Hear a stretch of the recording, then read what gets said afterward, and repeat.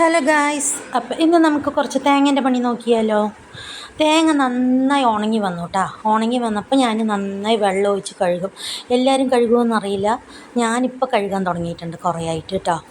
അപ്പോൾ നന്നായി വെള്ളം ഒഴിച്ച് ഒരു 3-4-5 വട്ടം കഴുകുമ്പോൾ അതിൻ്റെ ചളിയും പൊടിയും ഒക്കെ പോയിട്ട് എണ്ണ നല്ല പ്യോർ കളറിൽ കിട്ടും. പ്യോർ വൈറ്റ് കളറിൽ കിട്ടും. എണ്ണ നല്ല ഫ്രഷ് ആയിരിക്കും. കഴിയുന്നവരെ ഒരു ചിക്കൊന്നും വരുന്നില്ല കേട്ടോ അങ്ങനെ ചെയ്തപ്പോൾ. അത് അറിഞ്ഞ് പിന്നെ തൊട്ട് ഇപ്പം എങ്ങനെയാണ് ചെയ്യുന്നത്.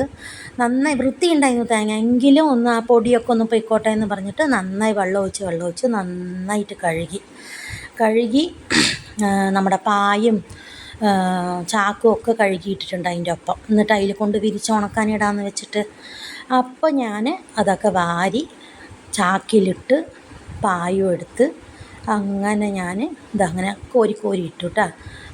കൂടെയൊക്കെ കൊണ്ട് കോരിയിട്ട് അതും കൊണ്ട് പോണത് കൊണ്ടിട്ട് നിങ്ങൾ വിജയിക്കേണ്ട ടാറ്റ ബൈ ബൈ പറഞ്ഞ് പോകണമെന്ന് എവിടെയും പോകുകയല്ല. അതിൻ്റെ മുകളിൽ കൊണ്ട് ഉണങ്ങാനിടാൻ പോവാണ് കേട്ടോ.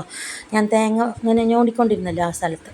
അങ്ങനെ വെയിലത്ത് മേലെ കൊണ്ട് ഉണങ്ങാനിട്ടു. ഇനി ഒരു 5-6 ദിവസം അങ്ങനെ കിടന്ന് ഉണങ്ങട്ടെ, വണ്ടലാകട്ടെ, ഇന്നത്തെ നമുക്ക് പോയി ആട്ടാലോ. അപ്പോൾ എല്ലാവർക്കും ബൈ. തേങ്ങൻ്റെ വീഡിയോ ഒക്കെ എല്ലാവരും കണ്ട് ലൈക്കും ഷെയറും സബ്സ്ക്രൈബൊക്കെ ചെയ്യണേ.